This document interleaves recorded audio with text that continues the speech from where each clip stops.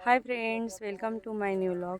मी दरवर्षीच तुम्हाला आमची आंब्याची बाग आणि आंब्याच्या बागेत झाडांना आलेले आंबे हे तुम्हाला व्हिडिओ करून मी दाखवत असे। चला तर मग आपण आता आंब्याची बाग पाहणार आहोत आणि आलेले आंबे।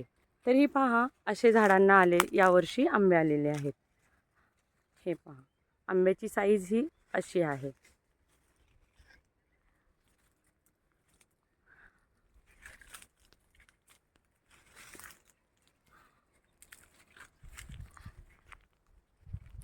तर आता यावर्षी हे आंबे म्हणजे तयार झालेले आहेत आणि हे ते आपण उतरवणार आहोत आंबे।